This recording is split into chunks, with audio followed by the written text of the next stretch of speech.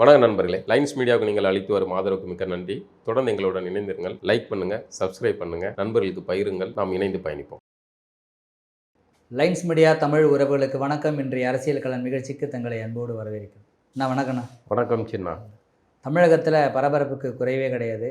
விஜய் தேர்தல் பரப்புரையை தொடங்க உள்ளார். அவர் தொடங்க போகிற நாள் தான் மிகப்பெரிய சுவாரஸ்யமான நாள். சரியாக அந்த நாளை செலக்ட் பண்ணியிருக்காரு. அவர் இந்த தேர்ந்தெடுக்கப்பட்ட நாளை நீங்கள் சொல்லுங்க. மொத்த வாக்காளர்களையும் அப்படி கவர்ந்து இழுக்கக்கூடிய நாள் சனிக்கிழமை. சனிக்கிழமை யார் சூஸ் பண்ணாங்க சொல்லுங்க? தெரியல, நீங்களே சொல்லுங்க. சனிக்கிழமை தான் ஸ்கூல் பயிலர்களுக்கு லீவு, காலேஜ் உண்மையான அது எல்லாருமே இதை சொல்றாங்க. நம்ம அவங்க கட்சி தொண்டர்களே மாநாட்டுக்கு போயிட்டு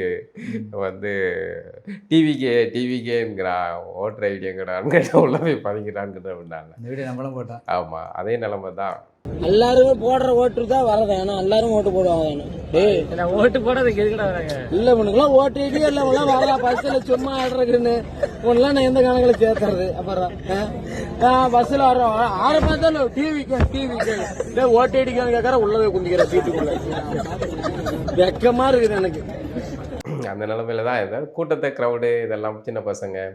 இன்னொன்று மற்ற நாள் வச்சா அதனால விஜய் நான் வரப்போறாரு, நான் நீ ஸ்கூல் போக மாட்டேன் அப்படின்னு பிள்ளைங்க லீவ் போட்டு மட்டும் அடிச்சிடலாம் அப்படிங்கிற ஒரு சூழல். அதனால் லீவான நாளுக்கே போய்டும். அதனால லீவு, பசங்களுக்கு லீவு, க்ரௌடும் சேர்ந்த மாதிரி இருக்கும், விசுவலாகவும் கிடைக்கும். அப்படிங்கிறனால பிளான் பண்ணி அவருடைய அடுத்த தேர்தலுக்கான வாக்காளர்களை சந்திக்கிறதுக்கு போகிறாரு அப்படின்னு வச்சுக்கோங்க. அடுத்த தேர்தல் அப்படி ஒரு இதில் கொண்டு போகலாம் அப்படின்னு ஏதோ ஒன்று. அவருக்கு ரசிகர்கள் தான் மூலதனம், முதலீடு அதுதான். ஸோ அந்த ரசிகர்களுடைய நாள் எந்த நாள் வசதியாக இருக்கும், அவர்களுக்கு விடுமுறையாக இருக்கிற ஒரு நாளில் போனால் தானே அவங்களும் சந்தோஷமாக இருக்க முடியும், இவருக்கும் ஒரு கூட்டத்தை பார்த்த மாதிரி இருக்கும் இல்லையா? அந்த அடிப்படையில் சனியை தேர்வு பண்ணி ஞாயிற்றுக்கிழமை ஒரே ஒரு நாள் மட்டும் ஞாயிற்றுக்கிழமை வச்சுருக்காங்க. ஆமாம்.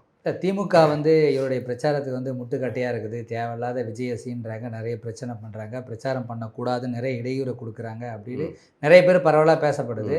இதை பற்றி திருமாவளவனும் சொல்லியிருக்காரு, இல்லை அப்படிலாம் கிடையாது, யார் கேட்டாலும் கொடுங்கன்னு சொல்லியிருக்காரு. திமுக கொடுக்குற முட்டுக்கட்டையால் விஜயோட பிரச்சாரங்கள் நின்றுடுமா? இல்லை, அப்படி இல்லை. அதே சந்தேகமால இருக்குது. இப்போ திமுகவுக்கு விஜய்ங்கிற நபர் தனியாக நிற்கணுங்கிறது அவசியமானது.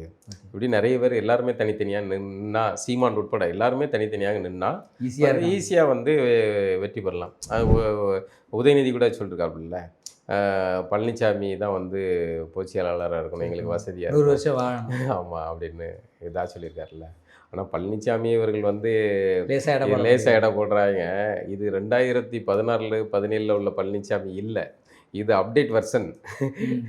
அதனால் இப்போ அவர்கிட்ட ஒரு மக்கள் செல்வாக்கு கூடியிருக்கு. அந்த பழைய பழனிசாமி சங்கிகளுடைய ஆட்சியில் அவங்களுக்கு கை கட்டி பொம்மையாக இருந்தார். அந்த பழனிசாமி வேறு. இன்றைக்கி சங்கிகளை மிரட்டக்கூடிய அவர்கள் இவருடைய சொல் பேச்சு கேட்டு தானே அண்ணாமலை நிற்க வேண்டிய சூழலுக்கு போகிறாங்க.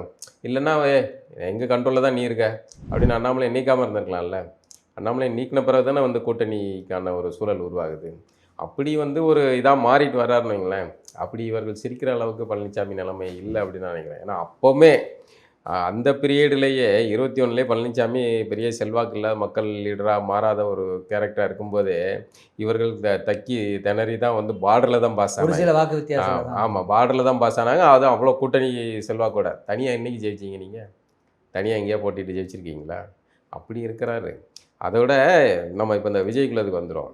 விஜய்யே நமக்கு அந்த சந்தேகமே இருக்குல்ல. விஜயை திமுக தான் கால் ஷீட் எடுத்திருக்கு, ஷூட்டிங்க்கு வச்சுருக்காங்க, ஃபிக்ஸ் பண்ணியிருக்காங்க.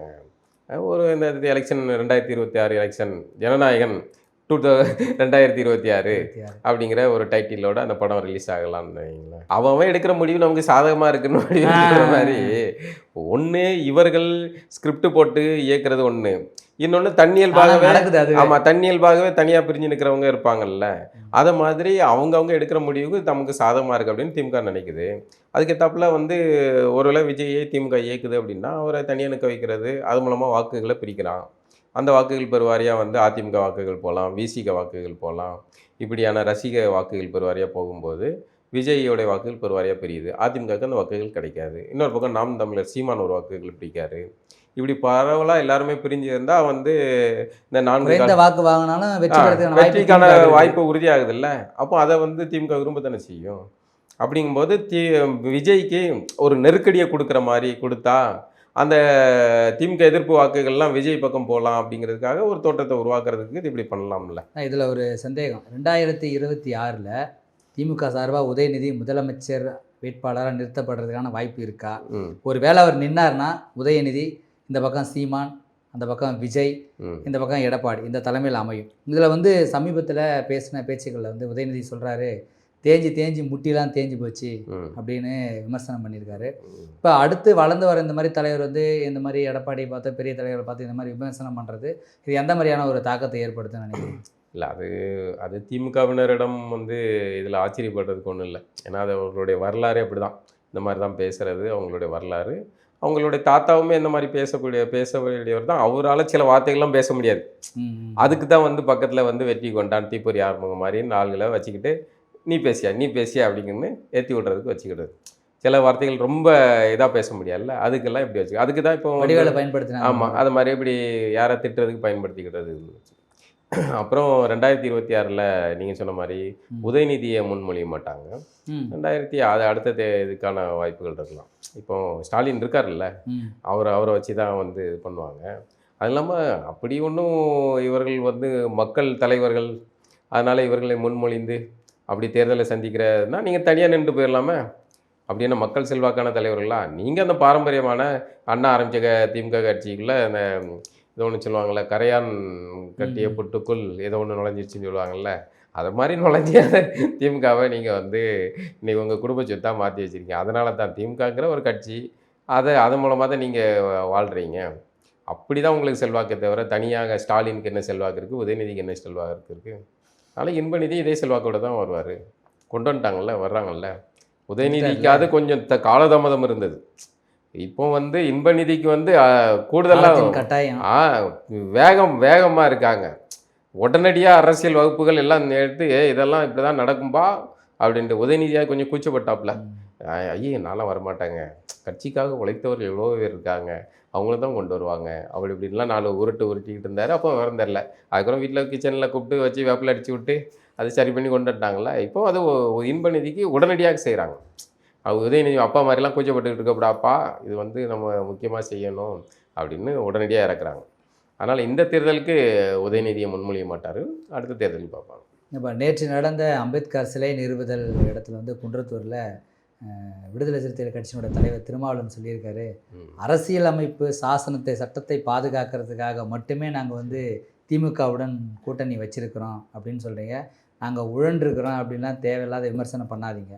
இரண்டாவது, நீங்கள் வந்து திமுகவை எதிர்த்தாலே, திராவிட அரசியலை எதிர்த்தாலே நீங்கள் அம்பேத்கரை எதிர்க்கிறீங்க அப்படின்னு அவர் சொல்கிறாரு. எதுக்கு இந்த கருத்தை நீங்கள் எப்படி பார்க்குறீங்க? இல்லை, இதுதான் வந்து நாம் ஒரு முட்டு கொடுக்குறது முடிவு பண்ணிட்டோம். அந்த முட்டு கொடுக்கறதுக்கு நியாயப்படுத்துறதுக்கு 4 வார்த்தைகளை சேர்க்கணும். அது சொல்கிறது நியாயம் தானே? இல்லை, அதான் என்ன நியாயம் அவர் சொல்கிறது? நீங்கள் இந்த அம்பேத்கருடைய சட்டத்தை பாதுகாக்கிறது அது வந்து விசிகாவுக்கு மட்டும்தான் அந்த பொறுப்பு இருக்கா? திமுகவுக்கு கிடையாதா? இல்லை அதிமுக கிடையாதா? மற்ற கட்சிகளுக்கு எதுக்குமே கிடையாதா? விசிகா மட்டும்தான் அந்த பொறுப்பு இருக்கா? இது அம்பேத்கரை வந்து தூக்கி சுமக்க வேண்டியது விசிகாவின் கடமை மட்டும்தானா? அம்பேத்கர் விசிகாவின் சொத்தா? சரிதான் நான் கேட்குறது. அவர் ஒரு பொதுவான தலைவருங்க, ஞான சூரியனுங்க, அறிவு வெளிச்சம் உள்ள. அவரை வந்து பொது தலைவராக தானே இது பண்ணணும். அதை கடந்து இவருக்கு திமுகவுக்கு நீங்கள் முட்டு கொடுக்கணும்னா நீங்கள் முட்டு கொடுத்துக்காங்க சார். இப்போ யாரும் வந்து உங்களை இது பண்ண போகிறது கிடையாது. இல்லை நான் காலங்காலமாக வந்து திமுகவின் அடிமையாகவே இருப்பேன் அப்படின்னு சொல்லிட்டு போங்க. ஏன் அப்போ வந்து பேசும்போது தெரியலையா, கருணாநிதியின் சாம்பல் கூட சேரிக்கு எதிராகத்தான் இருக்கும்னு பேசுனீங்கல்ல, அப்போ வந்து அம்பேத்கருடைய சட்டம் பற்றி உங்களுக்கு தெரியலையா? இல்லை அப்போ தெரியாத மக்கா இருந்தீங்களா? என்னவா இருந்தீங்க நீங்கள்? ஏன் அப்படி பேசுனீங்க? உங்களை கூட்டணியில் வந்து சேர்த்த 2 சீட்டு கொடுத்த உடனே திமுக வந்து அம்பேத்கரின் சட்டத்தை பாதுகாக்குதா? எத்தனை இடத்துல உங்களை கொடியேற்ற விட்டுருக்காங்க? உங்கள் கொடி எத்தனை இடத்துல இதாக இருக்குது? எத்தனை இடத்துல இப்போ சமீபத்தில் ஒரு அதிகாரியே காலில் உள்ள வச்சாங்கல்ல, என்ன நடவடிக்கை எடுத்தீங்க? இந்த பியூரோக்ரஸியோட வேலைங்க. இதைத்தான் சொல்கிறேன். அதாவது இந்த ஆட்சியில் நடக்கிற தவறுகள் எல்லாம் அதிகாரிகள் செய்கிற தவறு, நல்லதெல்லாம் அது ஸ்டாலினும் உதயநிதியும் செய்கிறது நல்லது. இது எப்படி, என்ன மாதிரியான மனநிலை இது? அவருக்கு வந்து திமுக கூடாரம் தான் அப்படின்னு முடிவு பண்ணி உட்காந்துருக்காரு. அது வேற அவருக்கு வேற வாய்ப்பெல்லாம் இருக்குது, எல்லாம் சிறப்பாக இருக்குது. யானை தன் பலம் அறியாமல் பிச்சை எடுக்க வைப்பான்ல பாகனோட சிறு அம்புக்கு, அந்த இதுக்காக அங்குசத்துக்கு பயந்து, இல்லைன்னா காலில் கட்டியிருக்க சங்கிலிக்கு பயந்துக்கிட்டு கிடக்கும்ல, அது மாதிரி இவர் எதுலேயோ சிக்கிட்டு அவர் அந்த திமுக கூடாரத்திலே இருக்கார். அதனால் இவரை கொச்சப்படுத்துகிறாங்க. ஐயா சாமி, உங்கள் கூட்டணி ஆட்சியில் அந்த அட்டவணை பிரிவினருக்கு இவ்வளோ அநீதிகள் நடக்குது, இப்போவாவது வாயை திறந்து பேசுங்கன்னு தான் எல்லாரும் உங்களை விமர்சிப்பவர்கள் எல்லாம் சொல்கிறாங்க. ஆனால் நீங்கள் என்ன பண்ணுறீங்க? பாயிண்ட் வரட்டும் தம்பின்னு உட்காந்துருக்கீங்க. சரி, இப்போ திமுக கூட்டணி இருந்து திருமாவளவன் வெளியே வந்துட்டு அட்டவணை பிரிவுக்கான நடக்கிறத பேசுங்கிறேன். ஒரு அநீதி நடக்குன்னா நடக்கிறத பேசுங்க. இப்போ நீங்கள் திமுக கூட்டணி தேர்தல் கூட்டணி தானே வச்சுருக்கீங்க.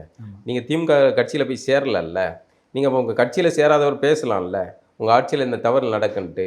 அதைத்தானே செய்யணும். நீங்கள் கூட்டணி தேர்தல் கூட்டணி மட்டும்தான், அது கொத்தடிமை கூட்டணி அல்ல. ஆனால் விசிகாவை பொறுத்த வரைக்கும் அது கொத்தடிமை கூட்டணியாக இருக்கிறது திமுகவுடன். இப்போ சண்முகம் தோழர் வந்த பிறகு அவர் பேசுகிறார்ல, எல்லாத்தையும் கண்டித்து பேசுகிறார்ல, திமுக ஆட்சியில் இவ்வளோ பிரச்சனைகள் நடக்குது அப்படின்னு பேசுகிறார்ல. அது மாதிரி நீங்கள் வெளிப்படையாக பேசுங்க. நீங்கள் ஏன் அதிகாரிகள் கை காட்டிட்டு பின்னாடி ஒளிஞ்சிக்கிடுறீங்க? அதிகாரிகள் தான் செய்கிறாங்க, அதாவது திமுகவுக்கு கெட்ட பேர் வைக்கிறது அதிகாரிகள் செய்கிறாங்களாம். இப்படி சொல்லி ஏன் தப்பிக்கிறீங்க? இப்போ இதை சொல்கிறதுனால தான் எல்லாருமே விமர்சிக்கிறாங்க. ஏன்னா ஏர்போர்ட் மூர்த்தி அந்த விமர்சனம் தான் அவருடைய பேச்சுக்களை முதன்மையாக வச்சுருக்கலாம். அவருடைய சில வார்த்தைகளில் நமக்கு உடன்பாடு இல்லை. ஆனால் அவர் மிக தீவிரமாக வச்ச குற்றச்சாட்டு அட்டவணை பிரிவினருடைய பாதிக்கப்பட்ட விஷயங்களும், அவர்களுக்கு நடக்கிற அநீதிகளும், அவர்களுக்கு கிடைக்க வேண்டிய உரிமைகள் பறிக்கப்படுவதுக்கு எல்லாத்துக்கும் திருமாவர்கள் முட்டு கொடுத்துக்கிட்டு இருக்கார், அல்லது கண்டும் காணாமல் இருக்கிறார் அப்படிங்கிறது தான் குற்றச்சாட்டு. அந்த குற்றச்சாட்டு வச்சதுனால அவருடைய விசிக கட்சியை சேர்ந்தவர்கள் அவர் மீது ஒரு கும்பலாக போய் தாக்குதல் நடத்துகிறாங்க. இப்போ இவ்வளோ சம்பவம் நடந்திருக்குல்ல, எதுக்கும் நீங்கள் கருத்து சொல்கிறீங்கள. ஏர்போர்ட் மூர்த்தி மீதான தாக்குதல் தவறானது அல்லது சரியானது? என்னை பற்றி அவர் இப்படிலாம் பேசினார், அதனால் அடிச்சிட்டாங்க. காஞ்சி ஜெயேந்திரர் சொன்னார்ல, என் மீது அக்கறை கொண்டவர்கள் யாராவது செஞ்சுருக்கலாம் அப்படின்னு சொல்லி மாட்டிக்கிட்டார்ல. அது மாதிரி ஏதாவது ஒன்று சொல்லுங்கள். ஏர்போர்ட் மூர்த்தி, ஆமாம் ஏர்போர்ட் மூர்த்தி தாக்கப்பட வேண்டியவர் தான், அவர் என்னை பற்றி கடுமையாக விமர்சித்தார், அதனால் தாக்குனாங்க அப்படி சொல்லுங்கள். இல்லைன்னா எங்களுடைய கட்சி தொண்டர்களுடைய செயல்பாடு தவறானதுன்னு சொல்லுங்கள். இந்த ரெண்டும் எதுவுமே சொல்லலை. நீங்கள் அப்படின்னா நீங்கள் அதை ஆதரிக்கிறீங்கன்னு தானே. போட்டவருக்கும் ஏர்போர்ட் மூர்த்தியும் ஏதோ பிரச்சனை இருக்கலாம், அதுக்காக இல்லை.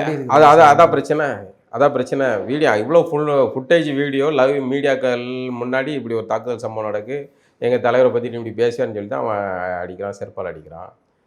பதிலுக்கு செருப்படி வாங்கிட்டு இவர் இருக்கணும். ஆம்சாங் கொல்லப்பட்ட மாதிரி கொல்லப்பட்டுடலாம், அப்படி இருந்துக்கலாம். அவரை அவர் தற்காப்புக்கு கையில் கிடைக்கிற பேனாவோ நகவட்டியோ ஏதோ வச்சு அவர் கிழிச்சிருக்கலாம். அதனால் உடனே அவரை அரெஸ்ட் பண்ணியாச்சு. அவரை அரெஸ்ட் பண்ணால் அவங்களையும் அரெஸ்ட் பண்ணிருக்கும்ல. அப்போ கண்ணு முன்னாடி நடக்கும்போது இவ்வளோ இதான் நடக்குது. இதுதான் இந்த மாதிரியான அனுகூலங்களை திருமாக்கு ஒரு ஸ்டாலின் செய்து கொடுப்பதால் அட்டவணை பிரிவினர் பாதிக்கப்படுவதை பற்றி கண்டுக்காமல் இருக்கணும்னு நினைக்கிறாரா? என்ன இதுக்குள்ள அம்பேத்கர் இங்கே வந்தார். அம்பேத்கரை அதாவது இவங்களுக்கு என்னென்னா, அம்பேத்கரை கொண்டு குறுக்க நிறுத்தி வச்சுட்டு பின்னாடி ஒழிஞ்சிக்கணும். இவர்கள் செய்கிற தவறுகள் எல்லாத்துக்கும் பின்னாடியுமே அதை நியாயப்படுத்துறதுக்கு ஒரு காரணியை வைக்கணும். நீங்கள் புத்திசாலி என்ன பண்ணுவான்னா, ஒரு முட்டாள் தான் செய்கிற தவறுகள்னு மாட்டிக்கிடும். ஆனால் புத்திசாலி என்ன பண்ணுவான்னா, தான் செய்கிற தவறுகளுக்கு நியாயத்தை உருவாக்குவான். தர்க்க ரீதியாக, ஆமாம் இதை எங்களால் இப்படி தான் செய்ய முடியும், இதுதான் எங்கள் செய்ய வேண்டிய நிர்பந்தத்துக்கு நாங்கள் உள்ளானோம் அப்படிங்கிற நியாயத்தை உருவாக்குவான். இவர் அந்த ரெண்டாவது ரகம். தான் செய்கிற தவறுக்கு திமுகவுக்கு முட்டு கொடுப்பதை நியாயப்படுத்துவதற்கான காரணிகளை உருவாக்குகிறார். அதில் ஒரு காரணி செட் ப்ராப்பர்ட்டியாக அம்பேத்கரை கொண்டு இடையில சொருகிறார். அம்பேத்கர் பின்னாடி ஒழிஞ்சிட்டா அதில் எல்லோரும் அதனால் இவரை டச் பண்ணாமல் இருந்துக்கலாம். இது ஒரு வழக்கமாக அட்டவணை பிரிவினர் கையாளுற யுக்தி. அதனால் எங்களை இவர்கள் சாதி ரீதியாக எங்களை தாக்குகிறார்கள் இப்படி சொல்லிட்டா இந்த தாக்குதலிருந்து அப்படியே எஸ்கேப் ஆயிடலாம் அப்படிங்கிறது ஒரு வழக்கமாக கையாளுற யுக்தி. நான் புரிந்த வரைக்கும் இதை தான் சொல்கிறேன். ஆனால் சிலர்கள்லாம் இது பண்ணாங்க, நீங்கள் திரும்ப இப்படி கடுமையாக விமர்சிக்கிறீங்கன்னு. கடுமையாக விமர்சிக்கலை, அவர் செயல்பாடு தீவிரமாக இருக்கணும் அப்படிங்கிறத நம்ம சொல்கிறோம். திமுகவுக்கு நீங்கள் இப்படி எழுதி கொடுத்த சாசனம் எழுதி கொடுத்த அடிமையாக இருக்க வேண்டாம். நீங்கள் ஒரு கட்சியின் தலைவர், குறிப்பாக ஒரு குறிப்பிட்ட பிரிவினரிலிருந்து அவர்களின் நியாயத்திற்காக உரிமைக்காக போராடி வந்த ஒரு இடத்த அடைஞ்சிருக்கீங்க. இப்போ நீங்கள் இந்த சமயத்தில் நீங்கள் இப்படி மௌனிச்சு இருக்கிறது நல்லதில்லை அப்படிங்கிறத நம்ம சுட்டி காட்டுறோம். நமக்கு திருமாவர்கள் மீது தனிப்பட்ட எந்த வன்மமோ ஏதோ கிடையாது. இவருடைய செயல்பாடு சரியில்லை அப்படிங்கிறத சுட்டி காட்டுறதுக்கு அவசியமானது, காலத்தின் கட்டாயம். அதை கூட சொல்லக்கூடாதுன்னா அது எப்படி இருக்க முடியும்? நீங்கள் ஒரு அரசியல் இருக்கீங்க, அவர் அரசியல் விட்டு ஒதுங்கிருந்தால் யாரும் அதை பற்றி பேச போகிறதில்லை. அவர் அரசியலில் இருக்கார். அவர் அரசியலில் மொத்த அட்டவணை பிரிவினுடைய வாக்காளர்களையும் அப்படியே கூட்டு போய் அண்ணா அறிவாலயத்தில் கொண்டு போய் அடக்கம் பண்ணிடுறாரு. நீங்க தொடர்ந்து பெரியார் எதிர்க்கிறதுக்கான காரணம் என்ன? பெரியார் அம்பேத்கரும் ஒன்று அரசியல் பண்ணியிருக்காங்களே. இல்லை, ஒன்று அரசியல் பெரியார் பற்றி அம்பேத்கர் சொன்ன சில தகவல்களை எல்லாம் லெமுரியன் சாம்பர்னு ஒருத்தர் வந்து சொல்லுவார். அவர் பேசி இறந்துட்டாரு தான். அவர் பல விஷயம் சொல்றாரு பெரியாரை. அவர் அம்பேத்கர் வந்து பெரியாரை பெருசாக மதித்ததே இல்லை அப்படிங்கிறது. அதை எல்லாத்தையும் கடந்து அம்பேத்கர் அவர் ஒரு மராத்தியர். அவர் தேசத்தைக்கான பொதுவான ஒரு தலைவராக இருந்தார்னு வைங்களேன். அவருடைய அம்பேத்கரை நீங்க மராத்தியரா பாக்குறீங்களா? அவருடைய மொழி சார்ந்த ஒரு மராத்தியராக பார்க்குறோம். அவரை வந்து எதுக்கு வந்து நீங்கள் வந்து அவர் எங்கேயாவது தன்னை வந்து மகர் அப்படிங்கிறத விட்டு கொடுத்துருக்காரா? அவர் சாதி ஒலி பேசியிருக்காருன்னா மகரை விட்டு கொடுத்துருக்காரான்னு கேட்குறேன். இல்லை. அவருடைய மொழியை விட்டு கொடுத்துருக்காரா? இல்லை. எங்கேயாவது அப்படி விட்டுருக்காரா? அப்படி இல்லையா? அவருடைய அடையாளத்தை அவர் அப்படியே கொண்டாடல. சமத்துவத்துக்கான அரசியல், எல்லா மக்களுக்கான அரசியல், எல்லாருக்கான அரசியலை கொண்டாடுவோங்கிறேன். அம்பேத்கரை பொதுவானவராக கொண்டாடுவோம், நேதாஜியை பொதுவானவராக கொண்டாடுவோம்.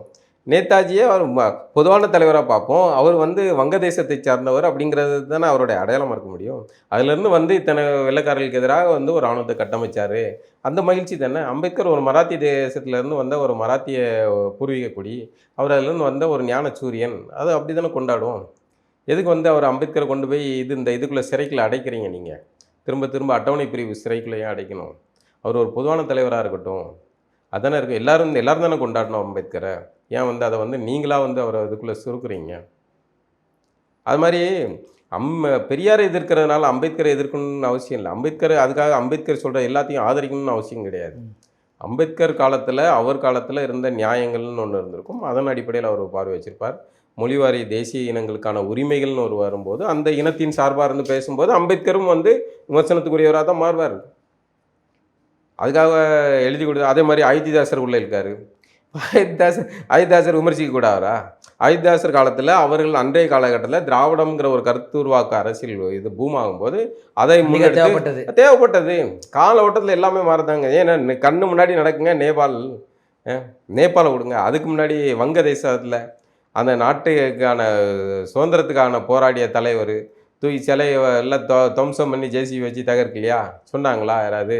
இந்த நாட்டை உருவாக்குனவரே அவங்க தான்ப்பா, போராடி வாங்கினவங்க, அதனால் உள்ளோன்னு சொன்னாங்களா? இன்றைக்கி அந்த குடும்பம் என்ன செஞ்சது? அவங்க என்னவா நடந்துக்கிட்டாங்க? அவர்களுடைய வாரிசுகள் என்ன செஞ்சு என்ன மொத்தத்தையும் துவம்சம் பண்ணுறாங்க. அதான் நடக்கும். கால மாற்றத்தில் எல்லாமே மாறக்கூடியது தான். அம்பேத்கருடைய கருத்துக்கள் எல்லா கருத்துக்களும் ஏற்றுக்கொள்ளப்பட வேண்டியதுன்னா இப்போ அதில் வந்து சரி இருந்தால் தான் ஏற்றுக்கொள்ள முடியும், தவறு இருந்தால் விமர்சிக்க முடியும். அதே மாதிரி தான் அயோத்திதாசரும். அதுக்காக அயோத்திதாசர் யாருமே கேட்டக்கூடாதுன்னா அயோத்திதாசர் எதுக்கு புனித பிம்பம்? இந்த புனித பிம்பம் தானே எல்லாத்தையுமே வந்து கடைசியில் கடவுளை மாற்றுது. அயோத்திதாசருடைய இந்த கருத்து சரின்னா அந்த கருத்தை ஏற்றுக்கிட வேண்டியதான். அயோத்திதாசர் கடைசியில் பௌத்தத்துக்குள்ளே போய் இருந்துக்கிட்டாரு. அவருக்கு நேர் எதிராக தான் வந்து ரெட்டைமலை சீனிவாசன் பௌத்தத்தை வரல. அவர் வந்து சிவனிய பறைய அடையாளத்தை தூக்கினார். நாங்கள் அந்த இதுக்குள்ளே வரைய மாட்டோம் அப்படின்னாரு. அம்பேத்கர் மதம் மாறுறதுக்கு அழைத்த போது அவர் வந்து அதை மறுத்தார். நாங்கள் அந்த இந்துவே கிடையாது, நாங்கள் இதுக்கு மதம் மாறணும் அப்படின்னு அவர் கேள்வி கேட்காரு. அவர் சிவனியத்தை சார்ந்தவராக அவர் முன்னெடுக்கிறார். அவங்களுடைய அடையாள அரசியலை அவர் முன்னெடுத்தார். ரெட்டைமலை சீனிவாசன் அவர்களுக்கும் அயோத்திதாசருக்குமே வந்து முரண்பாடுகள் இருந்தது. அப்போ என்ன சொல்கிறது? இது ஒரு தந்திரம். இந்த தலைவர்களை எல்லாம் இழுத்து விட்டாச்சுன்னா தான் செய்வதை நியாயப்படுத்திட முடியும் அப்படிங்கிற. இதில் ஒரு சந்தேகம், நீங்கள் சொல்கிற மாதிரி தமிழ் மொழி அழிந்தாலும் தமிழ் இனம் அழிவதற்கான வாய்ப்புகள் இருக்குதுன்ற மாதிரி இந்த பறையர் குடி, இந்த மாதிரியான பறையர் இதெல்லாம் வந்து இந்த சாதியான இதுவெல்லாம் வந்து கலப்படமாக தலித் அரசியலுக்குள்ளே போகிறதுனால இந்த பறையர் குடிக்கான இதெல்லாம் அப்படியே அழிஞ்சிருன்றதுனால இது அப்படி இருக்கட்டும் அப்படின்னு நீங்கள் நினைக்கிறீங்களா? இல்லை அப்படி நினைக்கல நான். அதாவது இவங்க நிறைய பேர் என்ன சொல்கிறாங்க, நீங்கள் எல்லாம் தலித்தா ஒன்று சேர்ந்துட்டீங்க அப்படின்னா பறையர்ன்றது காணாமல் போயிடும், அருந்தியர் காணாமல் அந்த அடையாளமே இல்லைங்கிறேன். அந்த அடையாளமே இல்லை. இப்போ பறையர்கள்னு நீங்கள் டாக்குமெண்ட் எடுத்தீங்க, வரலாறு எடுத்தீங்கன்னா பறையர்களுக்கான தொன்மம் இருக்கும். இந்த பல்லர்கள்னு எடுத்துக்கிட்டிங்கன்னா பல்லர்களுக்கான தொன்மங்கள் இருக்கும், அவர்களுடைய இது. இந்த இடையில இவர்கள் ஒடுக்கப்பட்டது, இவர்களுடைய மன்னர்கள் வீழ்ச்சி அடைந்தது. இவர்கள் மன்னர்கள் வீழ்ச்சி அடைந்ததுனால இவர்கள் வந்து கூலி தொழிலாளியாக புலம்பெயர்ந்து இடம்பெயர்ந்து நாடோடிகளாக உயிர் தப்பி போனதெல்லாம் இடைப்பட்ட காலங்களில் நடந்தது. இதை வச்சுட்டு இவர்களுடைய முந்தைய வரலாற்று சிறப்புகளை நீங்கள் வந்து பேசாமல் இருக்க முடியாது. அவர்கள் அந்த காலத்தில் மன்னர்களாக இருந்தாங்க, பறையர் குடியை சேர்ந்த மன்னர்கள் இருந்தாங்க, பல்லர்களில் இருந்து மன்னர்கள் இருந்தாங்க, அப்படி ஒவ்வொரு குடியை சேர்ந்தவங்களும் இருந்திருப்பாங்க.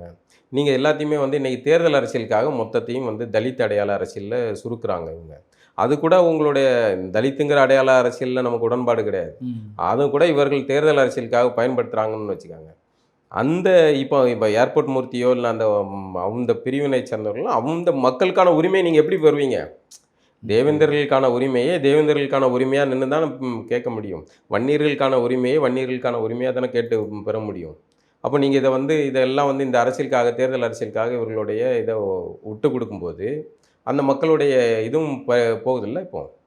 இப்போ உள்ஒதுக்கீடு பிரச்சனை இருக்குது. அதில் தேவேந்தர்களும் பறையரித்து உட்பட மற்ற எல்லா குடிகளும் பாதிக்கப்படுறாங்க அப்படிங்கிற பிரச்சனை இப்போ வெளிச்சத்துக்கு வருது. இது எப்போ பேசுவீங்க நீங்கள்? அது தலித் சொன்னா நீங்க எல்லாம் ஒண்ணாயிடுவீங்க. ஆமாம், தலித்துங்கிற அரசியல் உங்களுக்கு தேர்தலுக்கு வாக்கு வங்கி அரசியலாக மொத்தமாக இருக்கும். இப்போ ஒரு தலித்துக்கு எதிர்த்து இன்னொரு தலித்து கேட்குற மாதிரி ஆகிடும். ஆமாம், இப்போ இந்த தலித் அரசியலில் என்ன ஆகி போச்சுன்னா, இப்போ தேவேந்தர்கள் தனியாக பிரிஞ்சிட்டாங்க, அருந்ததிகள் தனியாக பிரிஞ்சிட்டாங்க, பறையர்கள் தனியாக இதாகிறாங்க. இப்படி தனித்தனியாக இதாகிடுச்சு. இப்போ ஒரு தேர்தல் அரசியல்வாதிக்கு இது சிக்கல். தலித்தா தான் எனக்கு பிரச்சனை. தலித்தா இருந்தால் 3 வாக்குகள் கிடைக்கும். அதான் ஒரு அரசியல்வாதி அப்படி தான் கணக்கு போடுவாங்க. ஆனால் அந்த சமூகங்களுடைய வளர்ச்சியை மட்டும் கருதக்கூடிய சமூக தலைவர்களாக இருக்கிறவங்க அவங்க தனித்தனி இதாக தான் பார்ப்பாங்க. அப்போ தான் அந்த சமூகங்களுடைய நியாய தர்மங்களை பேச முடியும், அவர்களுடைய வளர்ச்சிக்கான பயணத்தை நோக்கி போக முடியும். ஆனால் இந்த தலித்திய அரசியல் அதை செய்யாது. அது ஒன்றா சேர முடியாது. இன்றைக்கி திருமாவளவனை அருந்ததிகள் புறக்கணிக்க ஆரம்பிச்சிட்டாங்க, தேவேந்தர்கள் புறக்கணிக்க ஆரம்பிச்சிட்டாங்க. இப்போ திருமாவளவனுக்கு ஆதரவாக இருக்கிறது பெருவாரியாக பறையர்கள் தான் இருக்காங்க, இஸ்லாமியர்கள் இருக்காங்க. ஆனால் இஸ்லாமியர்கள் களத்தில் நின்றுலாம் ஒன்றும் ஆதரிக்க எல்லாம் கிடையாது. பெருவாரியாக இன்றைக்கி இவர்கள் தான் இருக்கிறாங்க, பறையர்குடியை சேர்ந்தவர்கள் தான் இருக்காங்க. ஆனால் அந்த உரிமையை, அவர்களுக்கான உரிமையை இவர் பேசாமல் கடந்து போகிறார். அவர்களுக்கு நடக்கிற அநீதிகளில் கடந்து போகிறாருங்கும் போது அங்கே இருக்கிற ஏர்போர்ட் மூர்த்தி போன்றவர்கள் அதை கடுமையாக விமர்சிக்கிறாங்க. அதை விமர்சனத்தை தாங்க முடியாமல் தொண்டர்கள் இதாகி கைது பண்ணுற நிலைமைக்கு போதில்லை. அது சிக்கல் தானே. அப்போ அந்த மக்கள் பார்த்துக்கிட்டு தானே இருப்பாங்க, பறையர் சமூக மக்கள் கவனிச்சுட்டு தானே இருப்பாங்க. அவங்க அப்படியே எல்லாத்தையும் வேடிக்கை பார்த்துக்கிட்டு இருக்க மாட்டாங்களே, அவங்களும் பார்க்க தானே செய்வாங்க. இவருடைய அரசியல் ஏன் இவ்வளோ மட்டரகமாக போயிட்டுருக்கு, ஏன் இவர் இந்த பேச வேண்டிய விஷயங்கள்லாம் பேசாமல் இருக்கார், எல்லாத்தையுமே கொண்டு போய் திமுக போய் அப்படியே கை கட்டி நிற்காரு அப்படிங்கிறத பார்க்க தானே செய்வாங்க. இப்படி இந்த விமர்சனங்கள் எல்லாம் வர்றதுக்கு மாற்றுக்கு ஒரே வழி தான் இருக்குது, அம்பேத்கர் பின்னாடி போய் ஒழிஞ்சிக்கலாம். இது ஒரு யுக்தி. அப்போ சமீபத்தில் மதுரை விமான நிலையத்துக்கு குறிப்பிட்ட ஒரு தலைவருடைய பெயர் வைக்கணும்னு 2 தரப்பு கேட்டிருந்த நிலையில் சீமான் ஒரு புதுசாக ஒரு பதில் சொல்லியிருக்காரு. மண்ணினுடைய மன்னர் பாண்டிய நெடுஞ்செழியனுடைய பெயர் வைக்கிறதுல என்ன தப்புன்னு கேட்டிருக்காரு.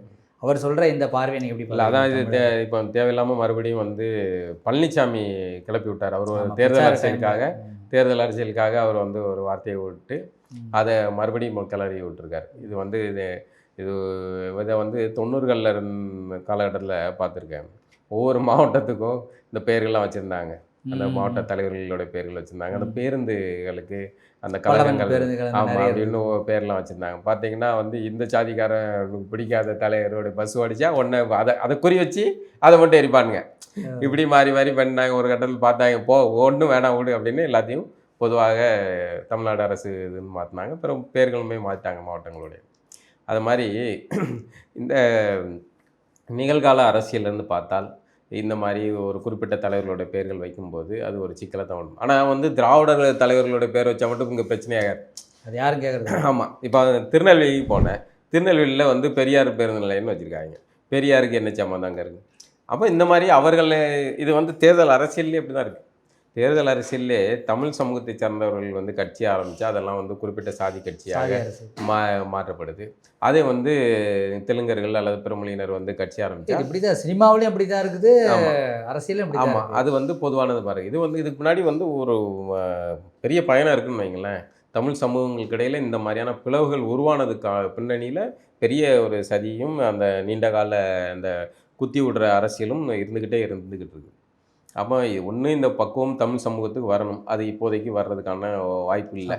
அது ஏன்னா அது திராவிடம் இருக்கிற வரைக்கும் வராது. திராவிடம் இப்படி தான் செஞ்சுக்கிட்டே இருக்கும். நம்ம திரும்ப திரும்ப அதை பேசி பொருளாகி அவனுக்கு பிடிக்கல பார், அவனுக்கு பிடிக்கல பார் அப்படின்னு மாறி மாறி பண்ணிடுவாங்க. அப்போ அதுக்கு எல்லாம் தூக்கி போட்டுட்டு நிகழ்கால தலைவர்கள் எந்த பேரும் இல்லாமல் பொதுவான மன்னர்களுடைய பேர் அல்லது இறை மீனாட்சியின் பேர் இந்த மாதிரி பொதுவான பேரை வச்சுட்டு போகிறது சரியாக இருக்கும். இல்லைன்னா மதுரை விமான நிலையம்னு மொட்டை கட்டியாக அப்படியே இருந்து போட்டோம். எதுக்கு வைக்கணும் அப்படின்னு வைக்கிறது தான் சரி. அந்த வகையில் எனக்கு சீமான் அவர்கள் சொல்கிறது சரியானது தான். இல்லைன்னா இந்த தலைவரோட பேர் வச்சா அந்த தலைவரை இந்த சமூகத்தவர்கள் எதிர்ப்பாங்க, அவர்கள் பேர் வச்சா இவர்கள் எதிர்ப்பாங்க. மாறி மாறி இது மோதலுக்கான சூழலில் மாறும். அதனால் அதை தவிர்க்கிற பொருட்டு செத்துப்போன பாண்டியன் நெடுஞ்செழியன்ல ஆரம்பித்து மன்னர்களுடைய பெயர்கள் ஏதாவது ஒன்று வச்சுட்டு போயிடலாம். அந்த பாண்டியர்கள் யார் அப்படிங்கிறதுக்கு அது ஒரு சண்டை, அதுக்கே வந்து சண்டை வைப்பாடு, அது ஒரு பஞ்சாயத்து.